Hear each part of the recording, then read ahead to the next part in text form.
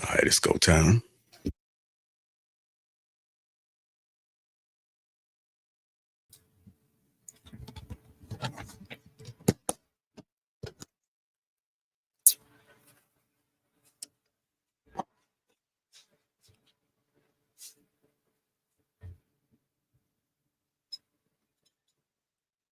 What's going on? What's going on? How y'all doing? Y'all doing? Let me go ahead and introduce this crew on this lovely Wednesday. Got Miss Callie, True Blue, Amira, Heat, Luis, Brittany Gold, even self Lapeef JR. Welcome to the Wednesday show. What's going on, fam? Hey, hey. Well, I have to change my name to True Blue. 'Cause I think you like that one, Jr. Oh, what the hell is True Blue? Is that something? I think so, but yeah, it's all good. Okay, but my apologies, man. You good, family? Yeah. I don't know why I keep saying that shit. True table. Yeah. Let me put it on my dry erase board right here, man. Make sure I get that right next time. Anyhow, it's good to see you, man.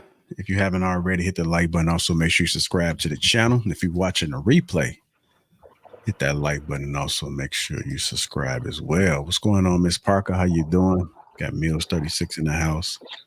It's Marcus Williams. My apologies, Marcus Williams. How y'all doing? Thank you guys for tuning in today. Got a great show here for you guys. Men are lying. A woman's money does matter to men. A woman's money does matter to men.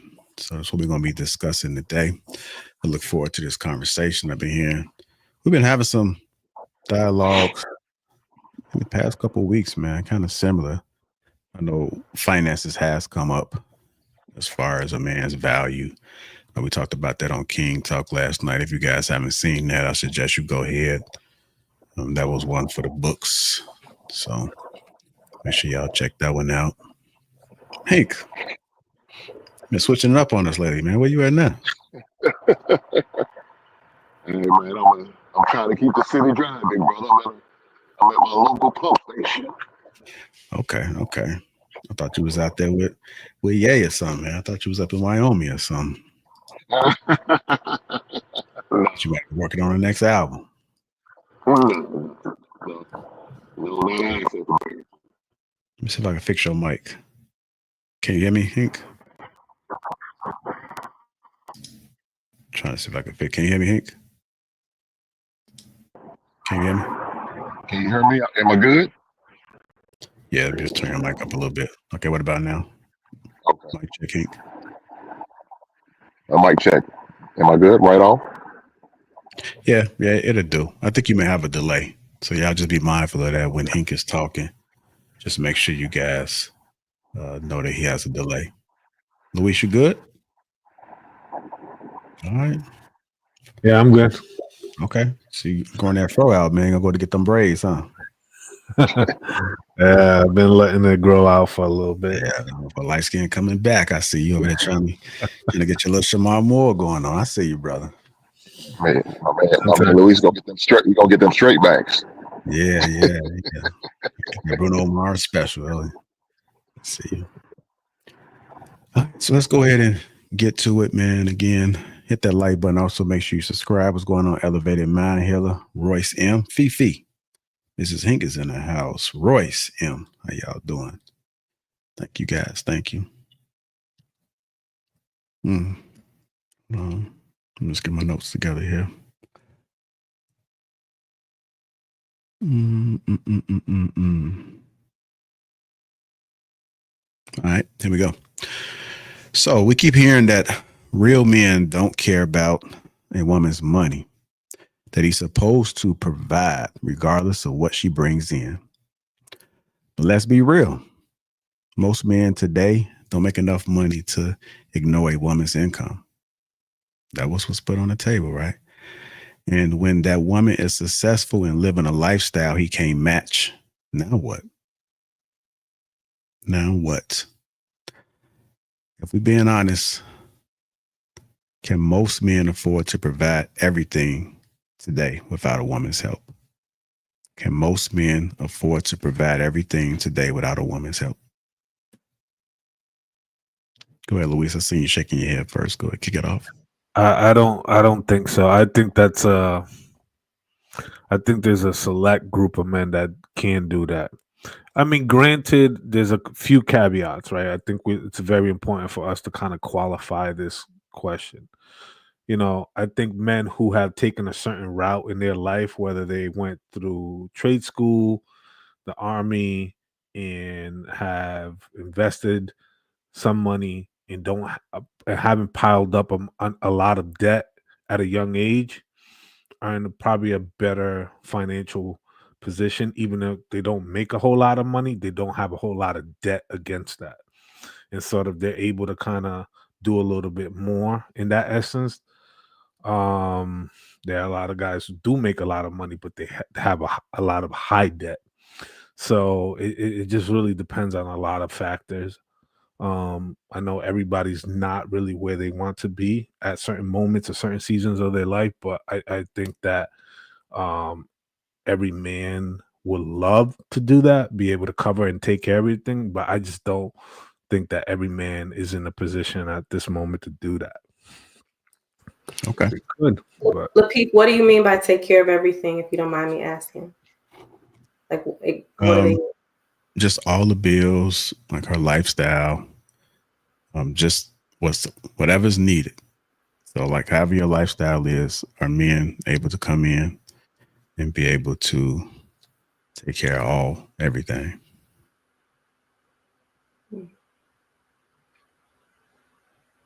So that's interesting that just to add my 2 cents that some of you all think that's not possible. Now, I don't think a man should have to come in and take care of like a woman's nails and hair, what if she goes and gets those things done. But he should be able to take care of himself before the woman comes into his life, right? So if he can pay his own bills, if he can pay his own rent and mortgage and light bill and gas bill, that should be an easy transition once he moves into a partnership, right? I think, people should be whole and able to care for themselves and provide for themselves before they move into any type of relationship. So once you actually move into a relationship, then that part should be a simple transition. Okay. so what if he's living in a 1-bedroom apartment or studio? That's not enough space for Well, two yeah, I mean, when people. you add in Right. variables like the cost of the rent or the mortgage and things of that nature, you have to take that into account for sure. So we're talking about a scalable example where there is That's like, not always the case. I mean, yeah. every man doesn't live in a studio, so there will be variables. So yeah, to your point, Louise, there will be variables.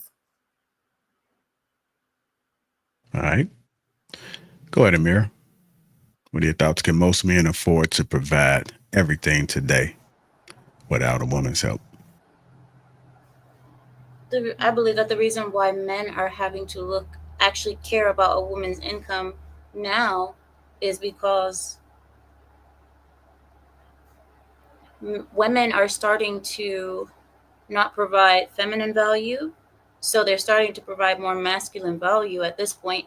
So now men are starting to see them as more, not even equal, but as people that don't need to be taken care of anymore. So you see more men now demanding that a woman come and contribute. Like, I see so many panels now where men are saying, what do you bring to the table? If I bring you into my life, what are you going to bring? What are you going to give to me? What are you going to provide me that I can't provide myself? Those are questions that I don't believe were asked before of women, but now they are being asked because women wanted this equality. They wanted to be seen as capable. So now men are starting to see them as capable, and they're saying, well, if you're capable, then help me out with these bills. But when you ask your question, can most men afford to provide everything? I believe, yes, they can, because a woman, if you're going to be with a man, you should live according to his means. If you are with a man, you live according to what he can provide. So if he can only provide a Honda and a studio apartment, then you will live in the studio apartment and drive the Honda. And you will do your duties accordingly, and you will be a good wife, and you will not complain because you're not there for what he has. You're there to be with him. So, yes, a man can provide, but if a woman is asking for a luxury lifestyle, then no. I mean, then there's going to be some difficulties coming with that. But I believe that a woman should live at a man's means. If you're going to be with a man, you need to live at his means. All right. True. Table. It's on you, sir. Can most men afford to provide everything today without a woman's help? Yeah, I believe so. I think I may be oversimplifying it, but I agree with Amir. It's not that men can't take care of everything. It's that we are now having a majority of women push a lifestyle that most of them actually don't live currently. And so I think it's somewhat of a hustle. You know, a lot of women are living in debt. A lot of them finance sandwiches through Klarna and Afterpay and Affirm. And so what I think has happened is that they got a little bit of taste of independence, and they see that even taking care of themselves is actually pretty substantial, it's heavy. And so now they're trying to, I think, creep themselves back into this structure, which is where the shaming is coming in. But majority of men, I believe, could, to Amira's point, take care of the basic needs, house, car, you know, food. But when you talk about luxury, you talk about floor seats, vacation in every quarter. No, most people don't live like that. So, but I do believe most men could easily, actually. I digress. Callie, what percentage of men today can truly cover all the bills? All the bills is in like her combined bills and and his bills as well. All the bills. I'd In say your opinion, in- what percentage? in America, I'd probably say about 20 to 30%. Because the average, just the cost of living, I live in California. So like, I don't know if anybody ever live in California, but it ain't that easy to live out here. I mean, they taxing you on everything. So a lot of men out here are struggling just to take care of themselves. Add another person to that. Oof. You know, so it's about 20 to 30% actually have the ability to go in and cover the entirety. Okay. Yeah, she's actually really freaking close. It's actually 35.9%. Yeah. Ooh. And this is based off a 2014 study by Wallet Nerd that they submitted. Yeah. So And I guessed off the top of my dome because I live in California and it's expensive. So Luis, that percentage was just for California? So it says here that's a 24. So they did one for NerdWallet in 2014. It was not California, but they looked at holistically all men, that covering all the household bills. That was 35.9. Then they did a Pew Research study in 2017, and it said about 69% of married or cohabitating couples, men earning more than women, aligning with the man is as financial provider. And then in 2021, YouGov did a survey. Around 1/3 of women in relationships report being entirely or somewhat financially dependent on their partner. So yeah, it is a small percentage. You know, it's, but you know what's interesting? Like, so I was sitting here taking notes while everybody spoke, right? And one of the things that dawned on me quickly was, at what age, I want to ask this to the men, at what age did you have a conversation with your father that he instilled a discipline or a mindset that about family building and family structuring, right? Because I think it's something, there's something to be said about what was instilled and taught to people back then compared to now, right? Like a lot of young people coming out of high school or they're in their formative years, they're not really taught to, like, you got to be ready to prepare to take care of a family, right? There's a different kind of cultural living that we have today than back then. I have a neighbor, guy's like in his 80s. I love having conversations with him because he fills me in on a lot of the things, how he grew up. Back then we had the mills. You could get a job right out of high school. You didn't even need to finish high school. You didn't need a high school diploma, right? There was jobs ample, and there was a lot of things that were happening. Unfortunately, today you need more skills, more education, and a little bit of luck and some connections, whatever, to make things going. But it's a lot more challenging to get through a lot of hurdles. Not that it can't be done, but I think for men to cover everything, I think there has to be a foundation that has to be laid out at the formative years of young men for them to think about family building and family creation. I think a lot of men are just playing catch up. That's what we're not really saying. A lot of men are playing catch up. They wasted their 20s and they gotten into their 30s and they're like, oh, fuck, like, what have I done for the last 10 years, 10 and a half years, right? They're like, I should do this, I should do that, I should become an entrepreneur. They don't even know what an entrepreneur is, right? It just sounds cool. It's just a buzz trend, but they haven't laid out the foundation of consistency and the hard work that comes with it in order to build upon something. Some of them have it knack, some fall into a little bit of luck, but a lot of them are just trying to figure it out. There's a lot of people who are getting to a certain point of their life and they're trying to figure it out. They wasted too much time. The music started playing slowly and they started noticing that the lights were coming on and they were like, oh fuck, I'm on an island by myself. Like, I didn't do anything to prepare for my life. Do you want them to answer the question? Oh, you want mute. You're on mute. Yeah, I mean, if the man could chime in and yeah, if you guys can quickly go around, let's get go ahead, True. Like your foundation, your upbringing with your father. Were you taught anything about? He never verbalized it. My dad just did. My mom probably, I can remember, she was home until I was 12, so she about 10 plus years she stayed at home. Then she got in the workforce. Maybe worked 5 years, but he didn't. There was no talk. He just did. So I kind of seen it, but there was no talk. This is what you do.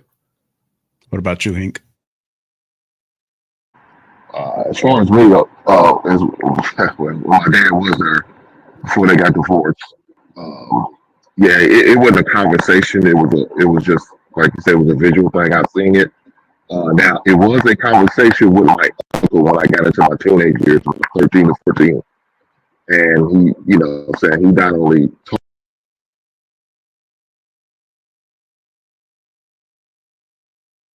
You sound, Hank. Is it jacking up? Am I up? Yeah, you're good. You're good right now. Okay, so yeah, my uncle did verbalize it to me. And, he talked about, we had those type of conversations as a man, what do you need to do and provide and take care of your family? I mean, he went as far as not only taking care of his kids and his wife, but he was taking care of his grandkids as well. So that was, him just showing, how he's ready to carry the whole load to the very end. All right, for me, my biological father, he was around when I was young, but my grandfather was the one that was my father figure, and he didn't tell me anything about. He didn't teach me any of that. He just showed me how to make sure I take care of the house. Never have any conversations with me about relationships, about marriage, about any of that. It was just making sure the house is operating the way it needs to be. My grandfather had roles, and my grandmother had a role. And so they just stayed in their lane. You know why this conversation, I'm so excited about it, personally, but why I believe it's dangerous is just my 2 cents, and I'll be concise. I don't believe that we understand that. Okay, I don't believe our women in the community collectively understand that you cannot put all that weight on most Black men unless he has lineage, because most communities, the reason why the men are able to provide, as you say, singular, is because they're walking into combined resources. From what I've observed, almost every community does this. No man starts from scratch. Our community does.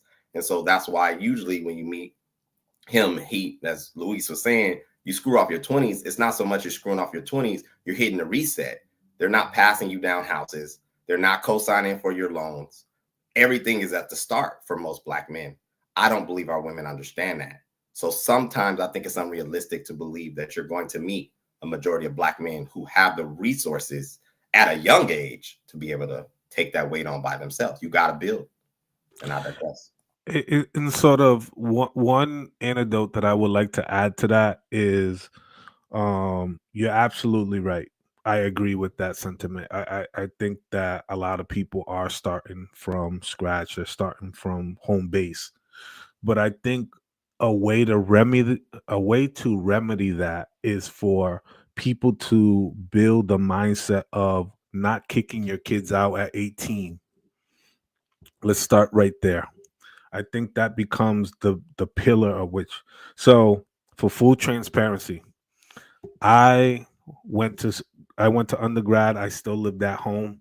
Didn't live on campus. I lived at home. I ate at home, right? And I worked as well, with my other siblings, etc., and my parents. Parents are still together. They're both retired now. And even when I finished and I worked and I was out there grinding, I still lived at home. So I saved a lot of money. And then when I went back to grad school, I went back to grad school, I still lived at home until about like a year, maybe a year and a half before I got out of grad school. I lived out by myself with my brother, but we weren't far from home. So I never cooked or any of that because I went home. But there was a system built in where I didn't have to shoulder a lot of personal responsibilities of trying to survive and figuring it all out. I had a tribe, I had a system, I had a family, right? A lot of young Black men don't have that. A lot of men don't have that. And we need that, right? We put this pressure of you got to succeed. You got to take that game winning shot. But we have bricks for shoes. So you can't run down the floor as fast as we would like you to. And those are the things. Like, so I lived at home until like I was like 28 before I left. But I left in good condition, right? So by the time I've been working, but I was working full time, going to school full time, and I managed and did projects on the side. So I was always on the go. Nothing has changed. The only difference is like whether you're living by yourself or living at home. And I always been close to my family and my parents, but that also shifted a lot of the cost. Why am I paying somebody else when we have a house, right? Put your kids on the second floor of that 3-family. Make a room in the basement so they don't have to spend the extra money for room and board at the colleges and university. What are the conversations that are happening? Because we can mitigate that, right? If we're trying to set up that young man for success, what are the things that we can play the part so he can focus on being the greatest thing that this family has ever seen? And unfortunately, I think that a lot of people are trying to sever from each other and grow this kind of independent. You could do it all by yourself. You will never win compared to people who have a tribe, who have a system, who are there for one another, who are put in there, good times, bad times, etc. And I had a lot of tough times, but I had a system, right? And that's why I thrived. And I'm doing well today because of that. And mind you, I'm a first generational child. I was born on the islands. So my parents' highest level of education completed is the 10th grade. You know what I'm saying? Mm-hmm. My parents' highest level of education completed is the 10th grade. But yet we had cars, we had houses, right? There was a certain work ethic and a certain sort of communal building or living arrangement that allowed us to do that. And I think that if more people adopted that kind of way of thinking, I think we will set up our younger people for much greater success, less debt and burden, and allow them to walk into their greatness. Are you? All right. Got a question for a couple of the women. Are men embarrassed to admit they need her income? Ash? Are men embarrassed to admit that they need a woman's income?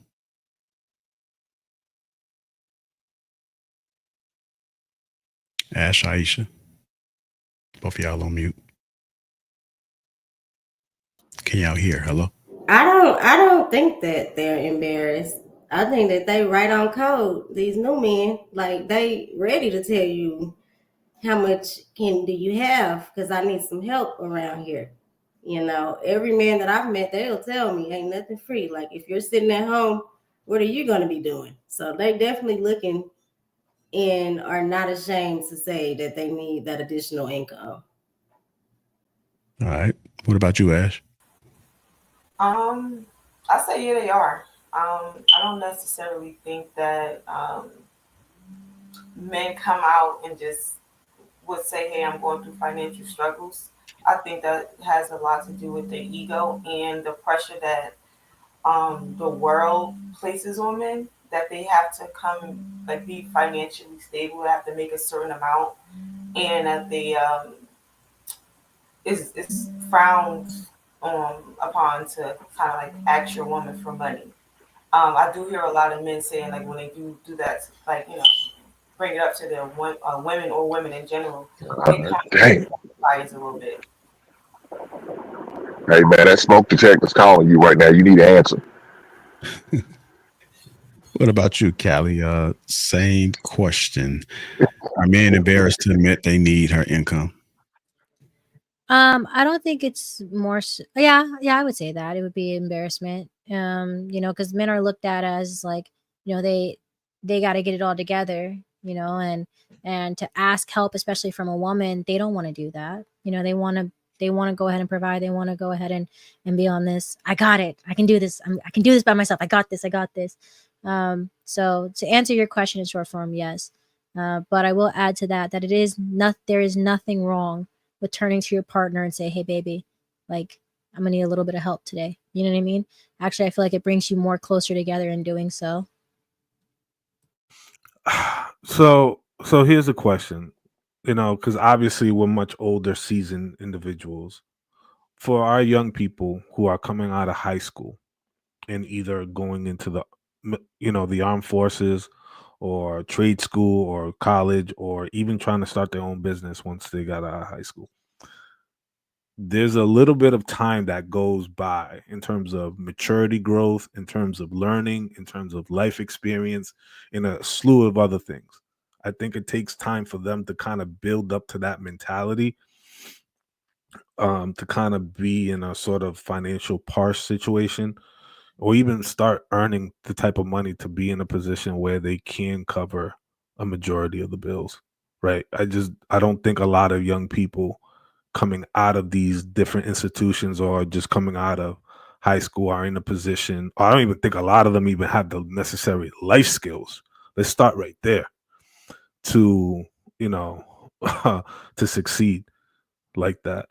I mean, I think a lot of them are figuring it out as they go. All right. What about you, Miss Britt? Are men embarrassed to admit that they need our income? Yeah, I agree. I think they have a lot of pride and ego because of the pressure that society, I think Callie said it, because of the pressure of society to be that person providing everything. And men really don't have that opportunity to be vulnerable. It's always like toughen up, take care of it, handle it. So I think when it comes down to that, their pride and their ego and just life in general from their upbringing teaches them to just carry the weight and not ask for help and not cry and not express, weakness. Okay.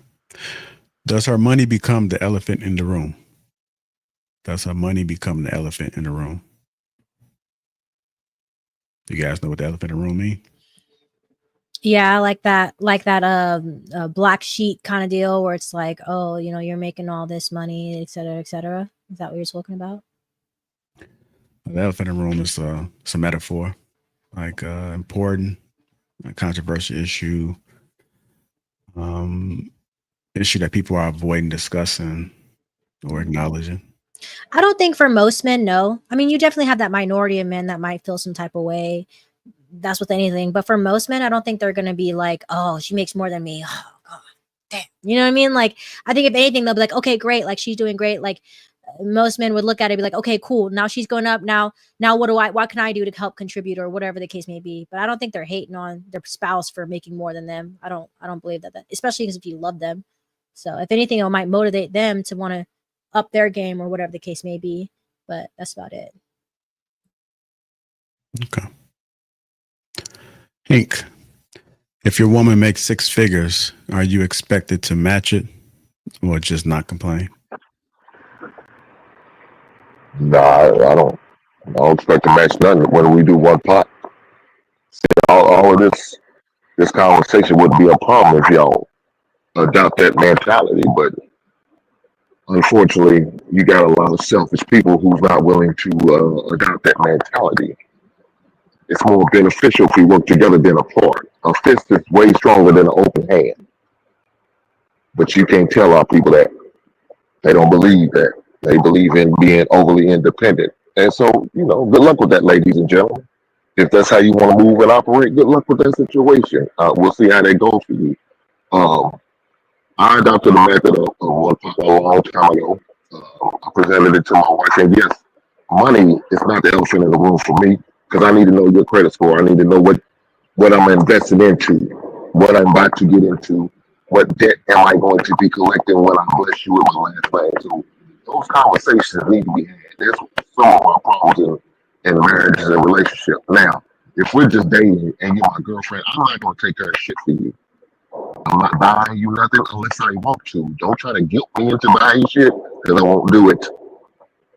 Now, if I feel the need to, if I choose to, or if I feel like you're worthy enough to get a gift from me, then I will bless you with one. But I'm not obligated to get your hair done. I'm not obligated to get your nails done. I'm not obligated to take you out to dinner. Now, once you become my wife, I'm obligated to every and all things. You'll be well taken care of. You don't have to want for nothing. But until that day I bless you, you need to show me that you can take care of yourself. All right, mic drop. This one's for Aisha and Ash. Kind of similar. Go ahead, Amir. I just want to mention something. Hank, a word of I want to ask you, can you go back and just rewind the show 1 minute so you can hear yourself, so then you can hear what it sounds like, so then you know what's going on? Are you able to do that? Like rewind it 1 minute? No, not really. Yeah, she was just talking about the sound. I know he's mobile right now, so it's probably the best we're gonna be able to get as far as the sound. I don't know if you have any other headphones or earpiece, or you got on AirPods. No, you got an Android. You got on AirPods. Some people got. No, I got some whatever the Android buds are. I can take them out if that'll work better.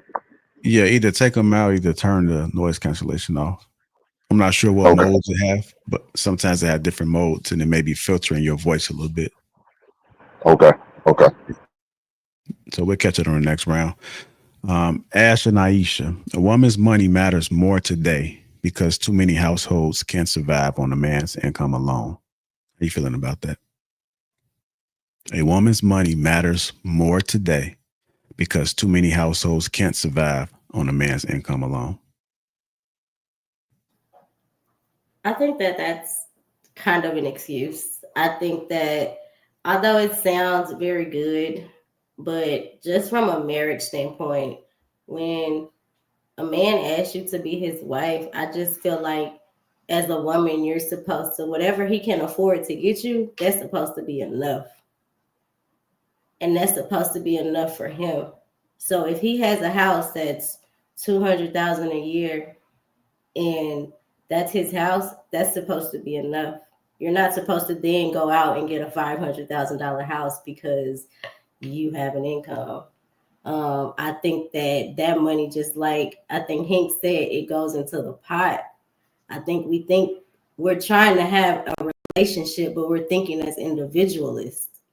And I feel like if we're thinking at the beginning from a family standpoint, that money is just one pot. Whatever that husband has when you get him, whatever that house is, that's y'all's. That's what y'all got. And you're supposed to live comfortably under that. And he's supposed to live comfortably under that. He's supposed to create that lifestyle that's comfortable, whether you bringing a family in or not. I don't think that a woman is supposed to incur all of these expenses that are supposed to be so huge. You know what I'm saying? That you even need that. Whatever she brings, it's an addition. It's an addition to whatever that man has already sustained. So I just look at everything from a whole different standpoint, because I do think that the money should go into one pot. That's it. That's all. It shouldn't be no his money, her money, how much she bringing. It's one. We together now. She got 60,000. I got 100K. We now 160. Period. What can we afford under this umbrella together that we're comfortable with? That's just how I look at it. Period. I don't think that a man should be like, oh, I'm marrying this lady because she's finna add. It's just all one pot. It's all one pot. So, Aisha, let me ask you a question to further qualify that. We've done a round robin of all the men and their responsibilities and the things that they're doing in order to provide, how they to provide, and the mindset behind it. But are women really shown or taught or had conversations about having the type of mindset or thinking that you just provided right now? What percentage of women are thinking the way that you're thinking right now? I think the percentage of women that think the way I think are women that actually want to be married and in successful relationships. That part. And that percentage, to me personally, is small. Like, I feel like women say that they want to be in successful relationships, but they don't. They don't want to be in marriages. They want to have a partnership, right? You want a roommate. You know what I'm saying? If I'm looking for somebody to pay my bills, I'm going to go get a roommate. I'm not going to get a husband for that. And I feel like people keep conflating the two because they watching social media and they see these power couples. And so they envision their life around these power couples. We can be a power couple. We can get together and do all of these things, but it's like, that's really not real. That's bullshit. That's not even really a real thing to me. So I feel like those are two individuals. So that's a partnership. A marriage can have a partnership quality, but that's not the foundation of it. The foundation of a marriage is to have a family. It's not a business. And a lot of society looks at it that way, and that's what we fall short. And that makes people happy. It makes people happy to feel that way, to think that way, right? It makes women feel empowered to, you know what I'm saying, be able to be like, I'm 6 figures.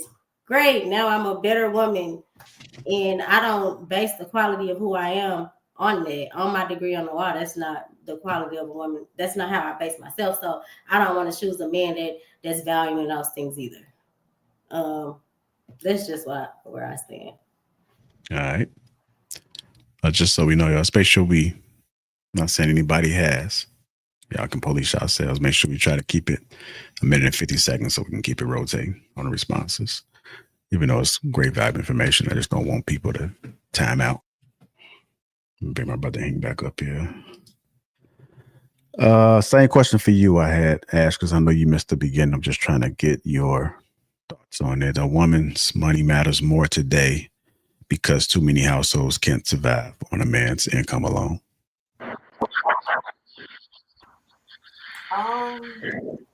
Well, you already kind of know I'm a big advocate for women working and bringing her own income to the tables. I kind of agree with Aisha, so it's not really much for me to say. I do think that 2 incomes are better when it's conjoined. You guys have, you guys have the bigger budget, but I also feel like you guys should have a budget just because you have access to $300,000 doesn't mean you should go and get a $100,000 house. So I think that it's good to kind of have two incomes, bring that together, have a budget, have a savings, and you guys, combine that as one versus just like, oh, this is my money, this is what I brought here, So I agree. Ain't really much for me to say besides that. Okay. If she's used to flying first class and you're on Spirit, can that relationship work long term?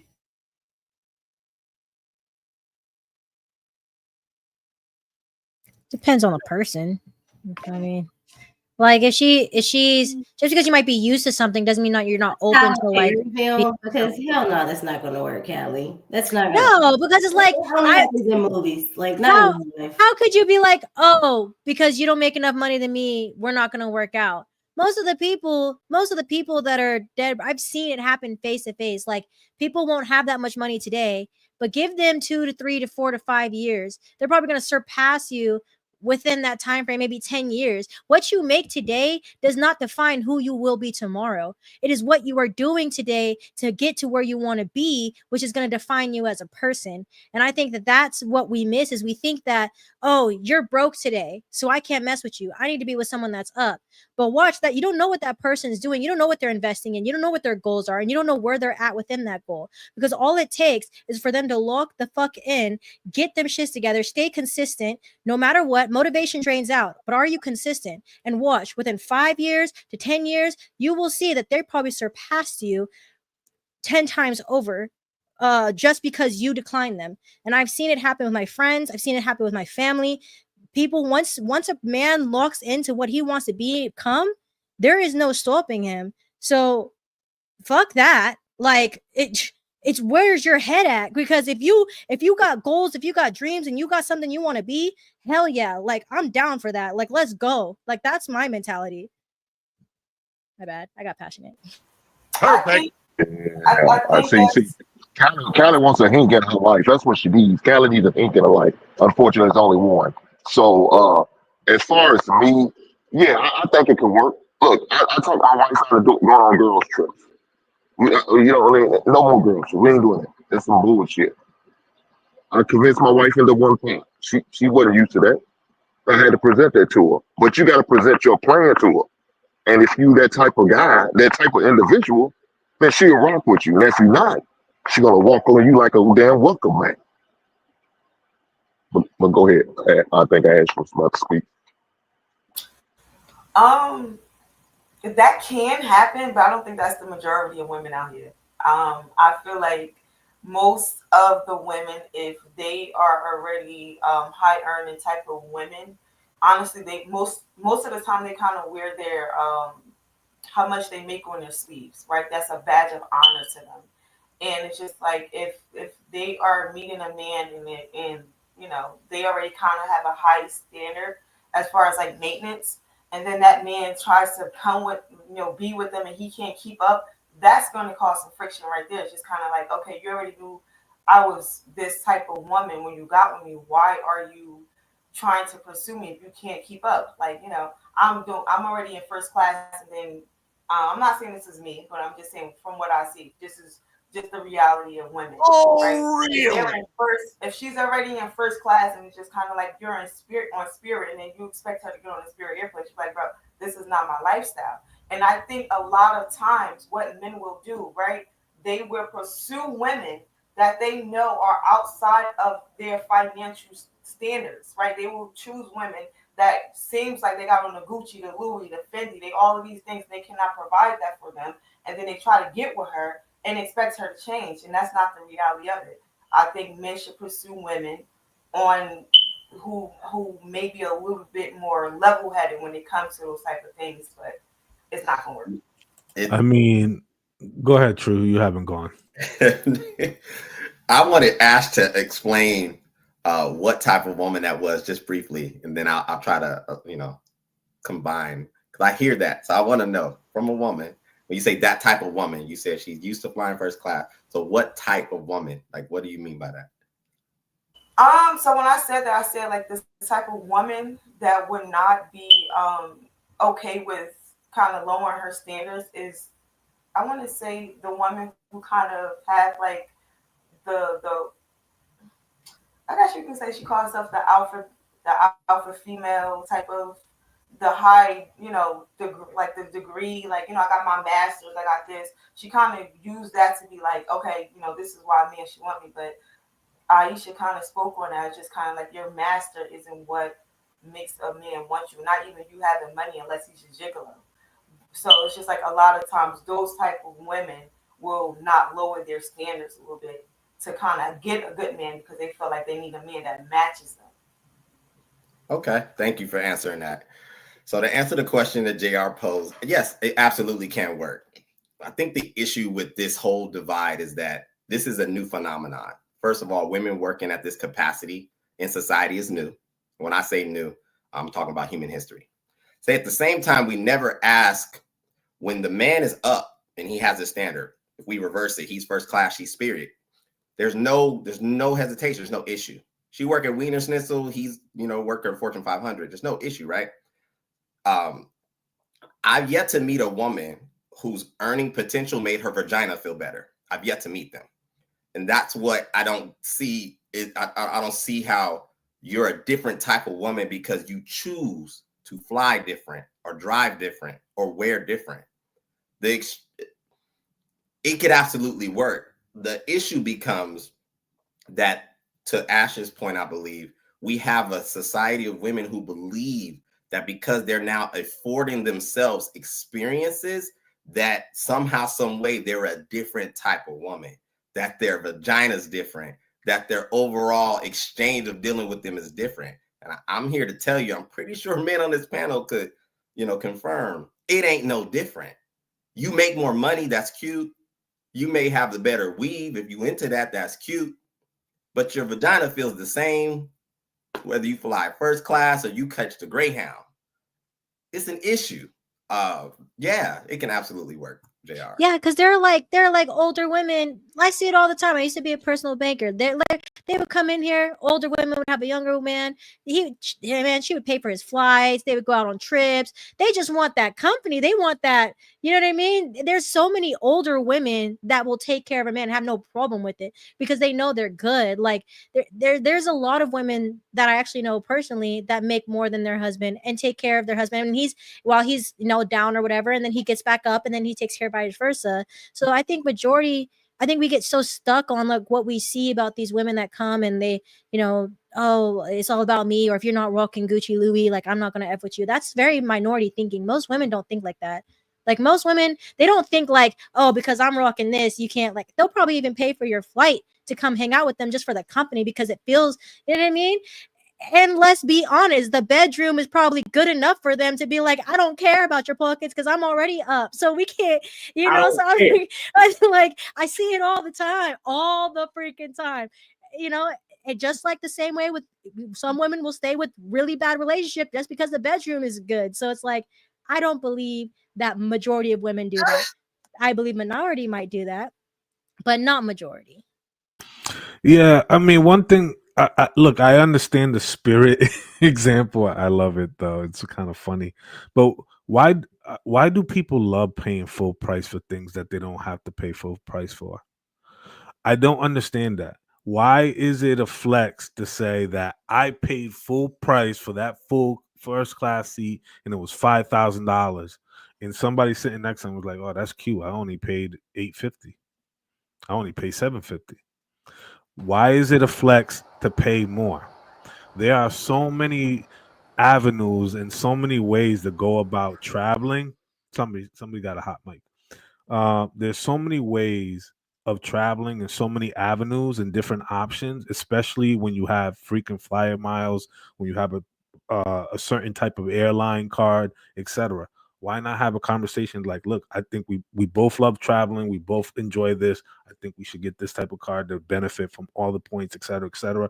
I think there's a greater conversation to be had as opposed to, I'm not flying Spirit. I only want to fly American, Delta, whatever the case may be. Why do people pride themselves on paying full price for something that they don't need to pay full price on, right? I think it's too great of an ego thing to say that I got it, as opposed to saying we got this. and we got it for cheap, and we're gonna go where we want to. I just think that the mindset behind it, the way it was presented to me, I was like, are we really hung up on what airline we're gonna fly out of? Like, it's a consumer mindset. It's a consumer mindset. The need to consume, and then a lot of times it's, yes, Tony, it's clout. It's I bought this for X amount, so that makes me more. That's more of a flex for me because this is how much I went for. Versus, hey, look, I got to the Philippines and, like, this amount of money. Like, I'm chilling. So go ahead, Ash. Yeah, we're gonna go to Ash and then I kind of Amir, agree. and then I got a question for Brittany. I kind of agree and disagree with y'all. Like when it comes to like me flying and stuff like that, I'm not gonna do first class. I don't got it like that yet, but I'm very cautious about the airline that I'm flying on. That's one of like something that I kind of fear. I want to make sure I get to my destination and home safely. So maybe I'll spend like $405 on a flight on a airline that I'm comfortable with, but I'm gonna still look for, like a decent price, but I flew Spirit one time and I would never do it again. No disrespect, but I just don't like it. It's just I just felt very like afraid. So I don't think it's necessarily like, oh, it's just being a consumer. We're consumers of almost everything. I think that just those type of things, just the same way when you're shopping for a car and you have a family, I'm pretty sure you want a car that's going to that's not going to break down, that make sure, the engine and all of those type of things doesn't have recall. So I don't think that is being a consumer. It's just making sure that you're safe and that you can make it home safe and to your destination safe. Hey, Ash, just so you know, I used to do federal inspections, right? On trains, and it all comes to that department, the people that are doing the inspections, because it's a lot of stuff that slide that have a little bit of like leeway, and I'm pretty sure it happens on airlines as well. It's different when you're inspecting passenger cars versus freight because you're carrying people, but depending on the people, people get the job done, or they do the bare minimum. So I say that all to say is that you can very well be paying for United or American and still have those same issues that you would have for Spirit. Like, I believe that them pilots are paid similar. So they don't really care if they're flying a Spirit plane or an Amazon plane, because the fact that you're a pilot, you're going to get paid regardless. And I'll have you all know. Yeah, and it's probably like a low, it's probably not that many pilots. So they have job security. So I wouldn't be so hung up on the name. Now, if you talk about comfort, I can see that. But when you talk about safety, I want to believe that they make sure, especially got things going up in the air. But being behind the scenes, I've seen some things that slide or was overlooked because the person didn't feel like doing it. JR, I hope you all know that the people who build all these planes is Boeing. Boeing builds all these planes, whether it's United, American, Spirit, they all come from the same factory, the same manufacturer, the same all spec FAA required parts. All of them are done by Boeing. This is not BMW, this is not Ford, and this is not Kia. It's all one company, one broad. Now, the thing that separates all these is their maintenance policy and procedures. I prefer this airline because they pay extra attention to safety, maintenance, and procedures, not anything else. Or maybe this airline has better comfort seats that are a little bit wider. I prefer it for these reasons. But these are not separate entities. These are all built under one umbrella. They just have a different marketing package to them. Mm-hmm.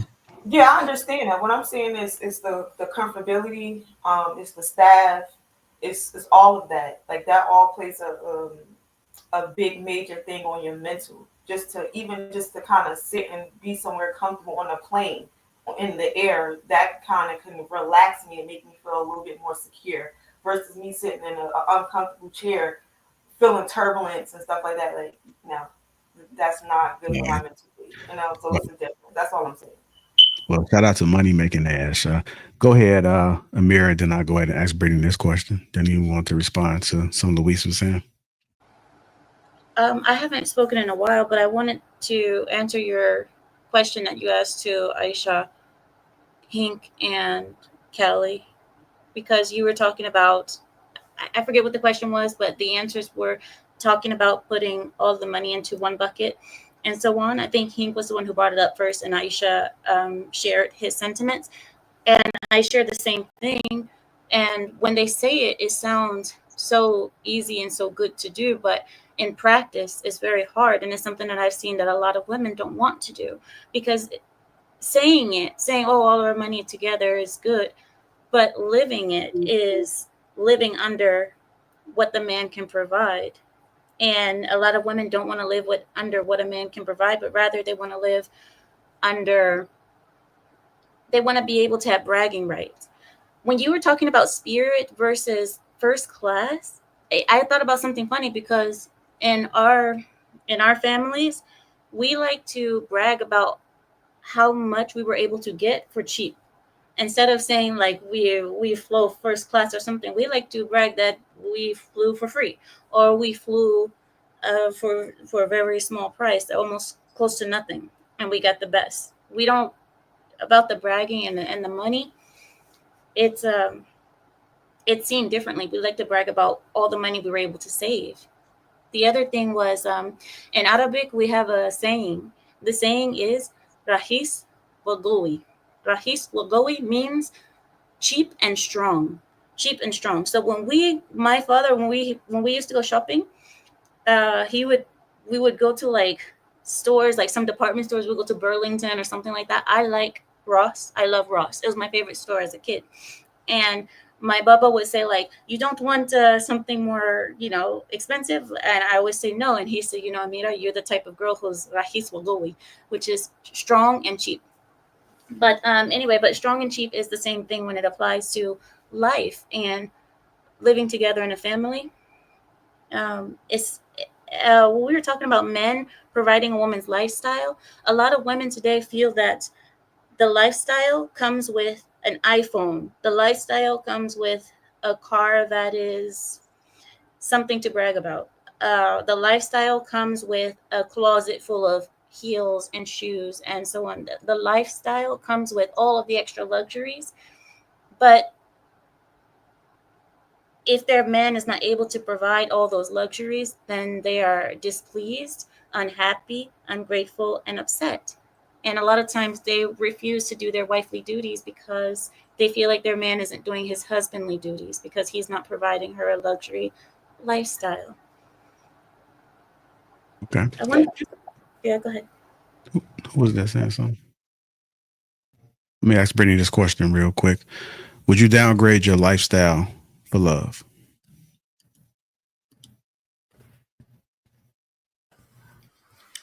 I would. That's a loaded question. I think at the end of the day, if I met someone that I share a vision with, someone who I believe I can elevate with, and vice versa, I would make sacrifices. But it has to be worth it. It has to be a bigger purpose behind it. So that's a no. No, that's not a no. If it was a no, I would say no. Again, I heard no. What I just said. Let me say it more slowly. Hold on, y'all. Let her get it off. I think a marriage and relationship should be about a shared vision. It should be about each partner should help elevate, you know what I mean? Like stabilize, elevate, like add value. So if I meet someone and their lifestyle is not necessarily aligned with my lifestyle, they are living a different lifestyle that's, I guess, lower than my lifestyle per what you just said, Lapeef, I would be willing to make a sacrifice if I felt like that person and me together could elevate, you know what I mean? Or if we share a vision, I would definitely make a sacrifice. But I'm not going to lower my lifestyle for the sake of just trying to make someone else feel comfortable. It has to be a bigger vision or picture there. You know what I mean?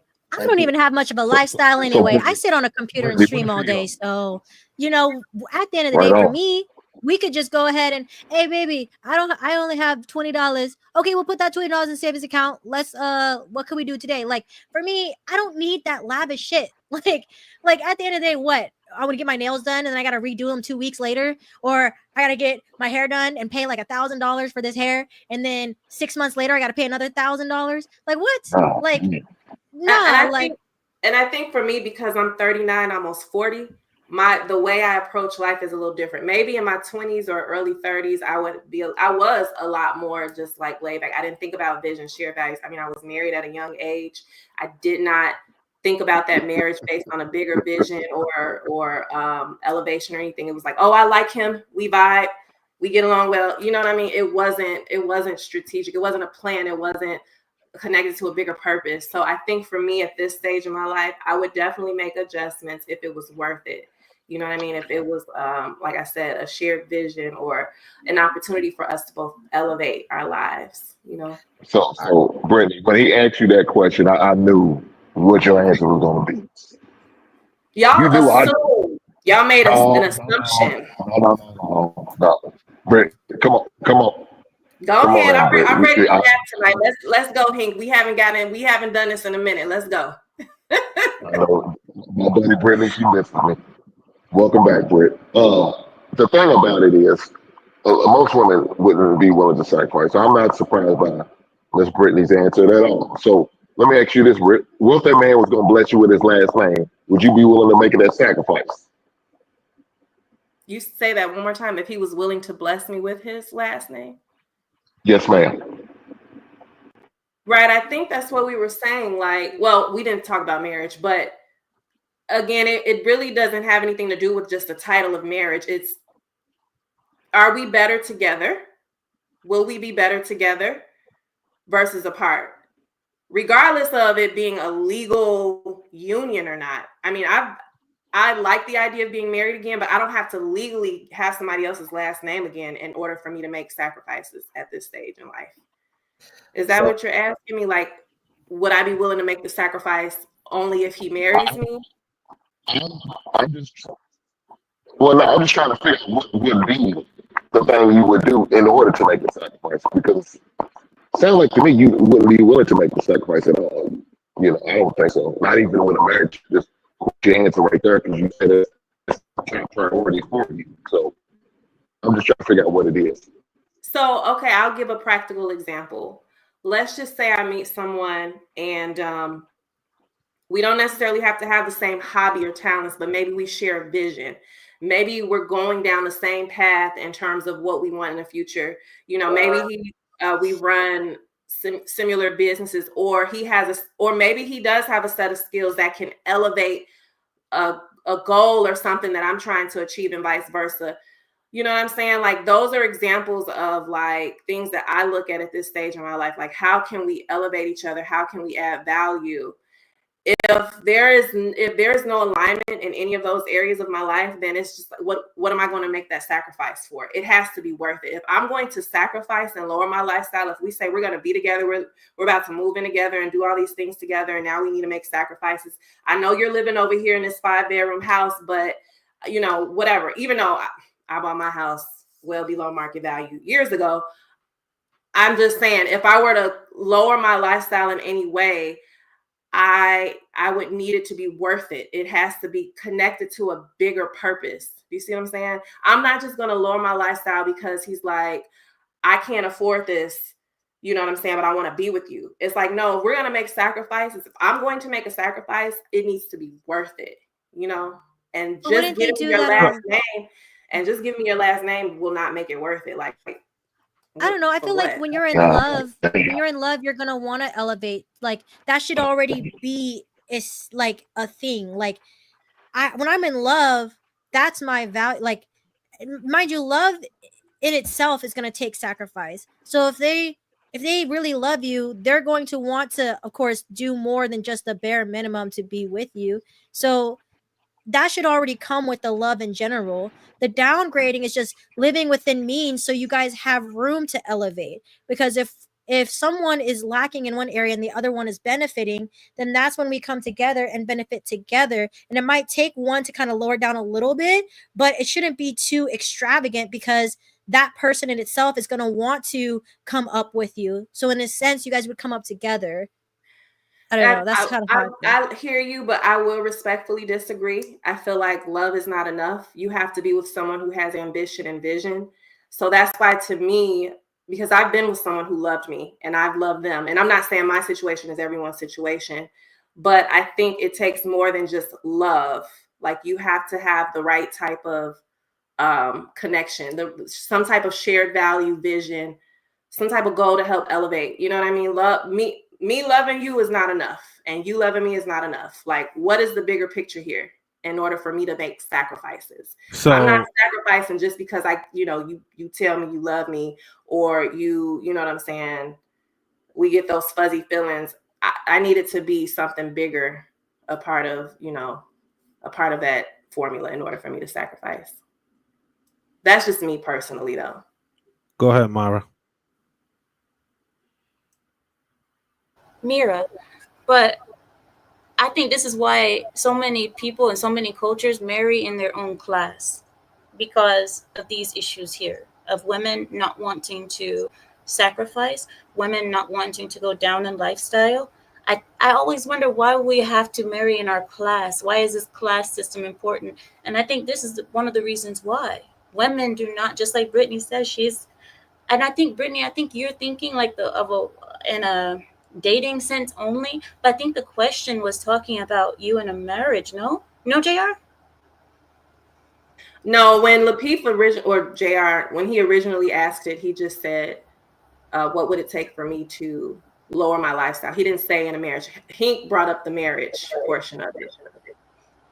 So what did you mean, JR? Do you mean like in dating? So like, would you date someone and lower your lifestyle for dating?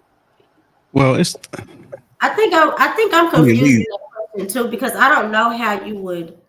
What do you mean? Just think of something. Just think of something like serious leading to marriage. I mean, something that's there. I'm not talking about somebody that you just dating. I'm talking about you guys rocking out and y'all about to rock out for a lifetime. See, I think, respectfully to everyone on the panel, right?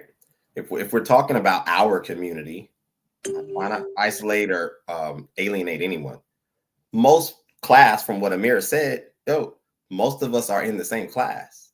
If you're talking about our community, I think what we're trying to create is a separation amongst earning potential, maybe collegiate achievement, job titles, and status, which, if you're talking about our community, most of us are in the same class. That's why it's very murky. I appreciate what Brittany said. I really do. So thank you for that. When does the man become the lifestyle? When does the man become important enough to where you're not looking at the shift or the sacrifice and then using words like a downgrade? True. I think you have to understand this as well, is that because Callie, the age difference between you and Brittany, there's a gap. And so you may be a little bit more optimistic, but people that have gone through hurt, through trauma, there's a fear element that's put into play there. And so they're like less likely to want to repeat something that failed. And so their guard is up. And if they've been single for a while and they've been making XYZ amount of dollars, then you're going to have to, there's have to be a level of trust there in order for them to put that guard down. But if you're married, that trust should have already been established. All of that, because you're talking. That's what I was thinking. Is like, if you're married, we already went through this. We dated, and I know where your mind's. I'm not going to marry you if you just want to sit on the couch all day and just live off of whatever paychecks coming in from EBT. No, like you have to have some type of mentality. Like, because at the end of the day, if all else fails and something happens to me and we have kids, then it's going to be up to you to take care of that. But by the time we're married, if we fall on tough times or something happens and I need to step up the plate, baby, I don't mind stepping up that plate. Or if we're getting married and we know what the goal is and the objective is and we're going to do it, we're going to freaking do it. Like, my man is, I've been in relationships where a man had heck of money. That still didn't work. So it just depends on the person. It depends on who you're dating. But Callie, what if she already did that in her first marriage and now she's learned from it, and now let me back up. We're talking before we go down that rabbit hole, that wasn't the question. The question wasn't, would I sacrifice for my husband in a marriage if he fell on hard times or whatever? Would I shift my lifestyle? That wasn't the question. That's a totally different answer. Because yes, to your point, Callie, if I decide to marry someone now in this wise state of being, I would marry someone who I wouldn't mind, stepping up to the plate for and being a partner to. I think Lapeef's question was just, would I be willing to would I be willing to lower my lifestyle? It wasn't specified like if I was married or not. I think it was just in general. In a marriage, for sure, I agree. If you marry someone, you're already in a partnership. You've already made that decision and decided that you're going to rock with that person, you know what I'm saying, through good and bad times. What's considered, sorry guys, I'm new too. Married again. Go ahead, Brittany. Oh, I might have a delay. Do I have a delay? Probably. I don't know. It sounded like you kind of like stopped talking. You said if I was married again. Yeah, I think I have a delay, so I'll wrap it up. But long story short, yes, to your point, if that question was rephrased to, would you be willing to lower your lifestyle if your husband fell on hard times or something like that? Yeah, that's different. Can I ask a question? Because I brought up a scenario, and we talked about this a while back on King Talk. I brought up a scenario, and I actually ran this by a bunch of women on Clubhouse too. So, man is married to a woman. They have a child. They have a 5-bedroom house, right? Man owns a business, whatever. They've been doing well, parsed through these years. The business does rough the next 2 years. And the guy told the wife, we need to downsize our house. We need to downsize our house from a 5-bedroom to a 3-bedroom. You know what I'm saying? For us to, take the money out of the equity of this home and downsize so we could weather the storm, because right now business is not well. The economic situation isn't good. I asked that question to a lot of women, and a lot of women said they're not downsizing their house. And it kind of made me wonder. You are there like downgrading your lifestyle. You went from 5-bedroom house to a 3-bedroom. Much smaller property, much smaller lot, but it's something that is manageable and still doable, right? You are there for sacrificing, and you are there for downsizing or downgrading, but you're still maintaining a sustainable life. The economic situation is no longer where it was anymore. We've downsized, right? And sort of when I had asked that question, this was like almost 2 years ago, and I remember it like it was yesterday. A lot of people gave me pushback. And I'm curious to understand, what is your perspective on that take? All the ladies. I think most people overspend anyways. You know what I mean? You spend a whole year living in a studio apartment, like you said earlier, right? Just getting food and doing what you need to do for a whole year. Watch how much money you have next year. I think that, especially if you have a greater goal in mind, you want to make something more in mind, you want to have a little bit more money in mind. Me, I have big goals. I have big dreams. So it requires me to live a certain way so I can accomplish that and have more money to invest in what I need to do. And I think that when you have a mindset like that, you will go farther along. And like Amira said, she said something in Arabic, which I can't repeat because I don't speak Arabic, but it comes with just understanding that life isn't all about a 6-bedroom house and 5-car garage and 10 Teslas. It's about what is it you're trying to do in your life, and how are you going to get there, and what is it going to take for you to get there? Because at the end of the day, there are people that win the lottery and make $1 million, and then by the end of the year, that million's gone and they're back on the street. So it's really about just understanding the value of the dollar, how to utilize the value of the dollar, and that what you make today, you have two choices. You can double it tomorrow, or you can let it go. It'll lose because the value of the dollar goes down every day. So that's how I feel. All right, any other ladies want to answer Luis's question? Yeah. So I got a question, and I'm gonna answer that as well. My whole thing is, right, hear me, or is it like breaking up? Keep talking for a second. It was breaking up, but I think it might be settling. Could y'all hear me? Yeah, we can hear you. Okay. All right.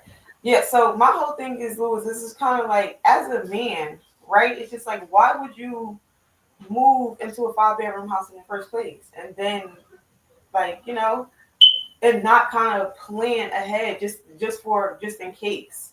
I don't know. So it's just kind of like, to put your family or your wife in that type of position from the first, like from jump, is just kind of crazy to me. Like, you know, I mean, no, let me say something true, because you always got something to say when it's I just feel like as a man, you just need to make a better from the jump, make a better decision instead of doing that. And then it's just kind of like, you guys, especially if you're an entrepreneur, I don't feel like you should kind of jump into something like that when you're an entrepreneur, because your finances kind of like go up and down. So it's not something that's set in stone with that. So it's just kind of like, get a 2 or 3 bedroom house from the jump, and then if you feel like you are making enough money where you're stable and it's kind of like been the same way for a couple years, then maybe upgrade. But I don't know why people upgrade and then downgrade later on, and then expect their wives to be okay with downgrading when you kind of make her, you know, put her in a place where she becomes used to that type of lifestyle. That's not going to be easy for anybody. I don't know. I'm just being realistic. Like, even you as a man, right? And you're speaking like, oh yeah, we're just gonna downgrade to a you're not gonna, that's not just an easy decision for you to make. I don't think people are just being honest about their answers and really understanding how that feels, and the type of mental state that you can put your family in, not just your wife, but your children, all of those things. So my whole thing is just kind of like, from the rip, why wouldn't you think as a man just to be like, you know what, let me make a wiser decision to maybe get something smaller and then work our way up, just in case, to be on the safe side. Ash, let me say this real quick, just 2 seconds. Ash, do you know that last year was the highest year in car repossession ever? You know how many people's vehicles, RVs, etc., trucks were repossessed? Men and women at a higher rate.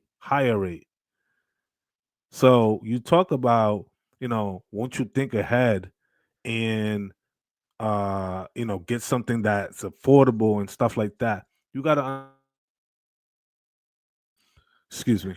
Most people are making emotional purchases, whether they're buying a house, whether they're buying a vehicle, whether they're buying whatever the case may be. Most people are emotionally purchasing. And yes, that does make sense. And I do agree with you, but life changes. We have to adjust all the time. This is why we have bankruptcy. People restructure to align their books and downsize and get rid of things in order to make their business flow.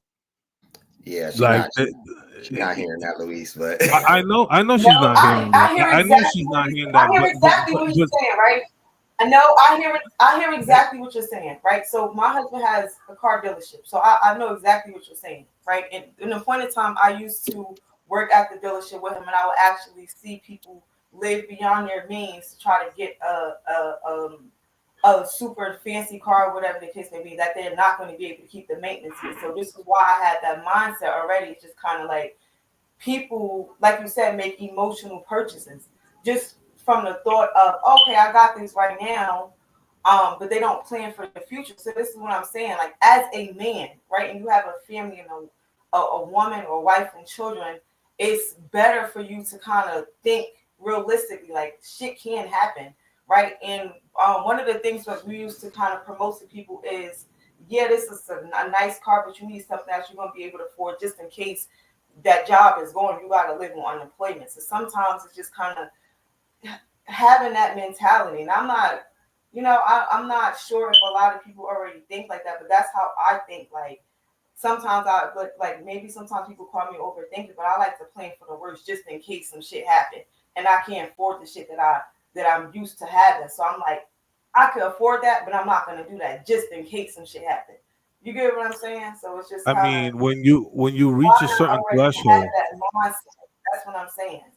when you reach a certain threshold, like there were people who were making 5 figures a month, multiple 5 figures a month, to now making a single figure a month, 8,000, 9,000, or whatever. That's a huge difference if I'm making 30,000 a month versus 8 or 9,000 a month. And when you're making that kind of money, you never think that it's going to dry up or slow down. You might even make half of that, but you're still making the 5 figures every single month, right? And life goes through these ebbs and flows. Even if you hedge, right, you have built a certain type of lifestyle, a certain type of niche for yourself.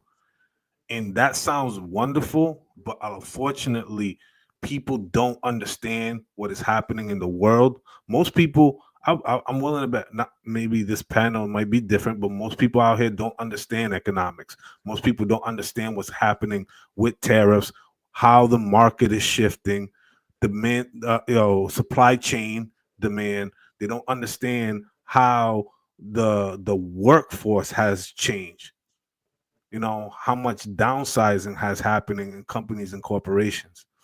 A lot of you don't read that shit. A lot of y'all don't pay attention to that. So yes, there are a lot of brilliant women who do pay attention to the market. Shout out to y'all. But unfortunately, a lot of y'all don't think about that stuff.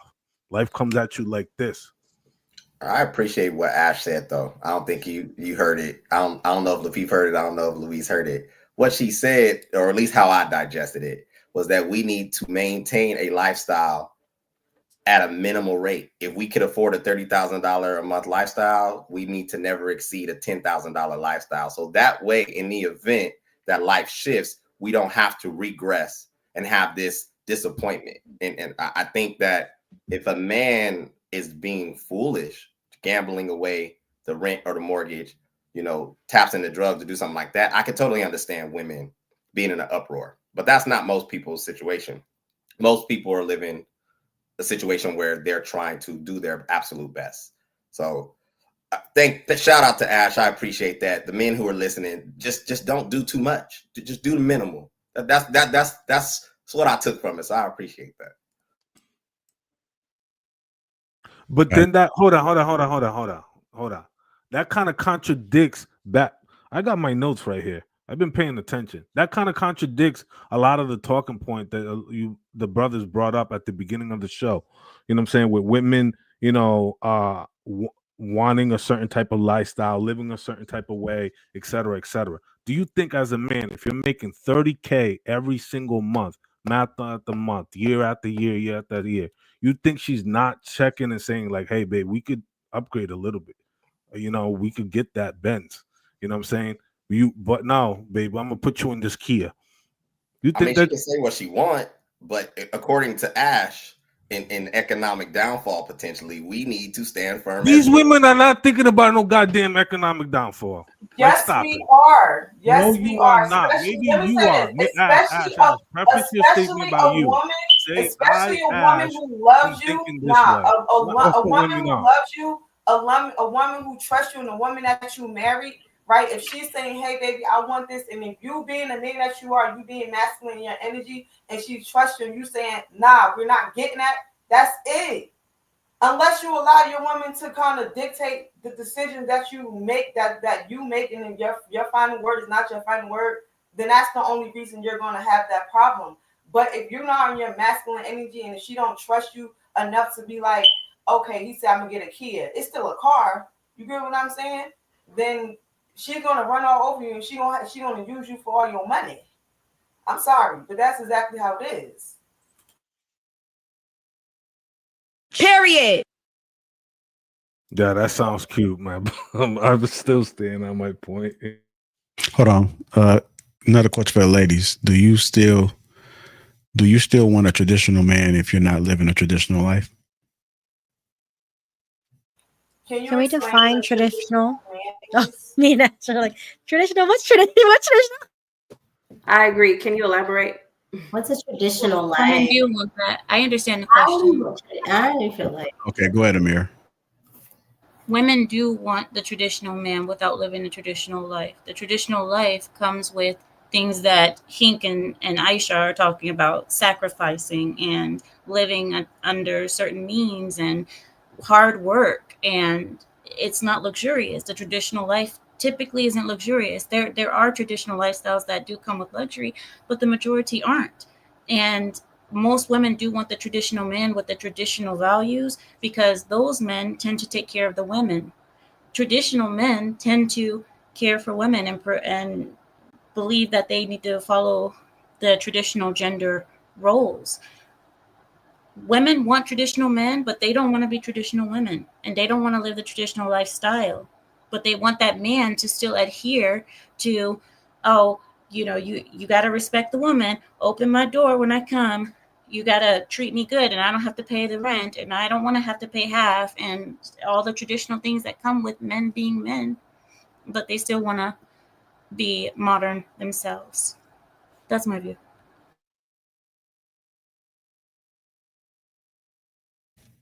Anyone else? So I was just asking what traditional was because I'm gonna be honest with everybody on the panel. I've never really been taught what traditional was because I grew up with my mom, so I didn't really get to see like how how that entails or how that works. But if we're talking traditional as in like traditional life, like what is a traditional life? Just so we can elaborate, so I know. Traditional life is, when we talk about traditional life, we talk about traditional gender roles where typically a woman keeps herself chaste. Typically she's a virgin or close to it when at marriage. She's knows her place. She lives under the man. She lives at his means. She respects her man. She doesn't think that she's equal. She's hardworking. She's modest. She covers herself. She's not out in the streets. She doesn't have a hoe phase. These are the traditional values that people believe in women. And the traditional values in men are that men take care of the family. The man is the head of the home. The man doesn't allow his woman to pay half of the rent or the mortgage. The man takes care of everything, and so on and so forth. You understand, right? The man Yeah, needs to be yeah. respected I and get so on. yeah, I get what you're saying now. So I think in terms of today's society, I think most women don't want that because they want to have their freedom and independence. Do I necessarily agree with it? Not really, because you should be able to have that. The right man should be able to make you feel free regardless.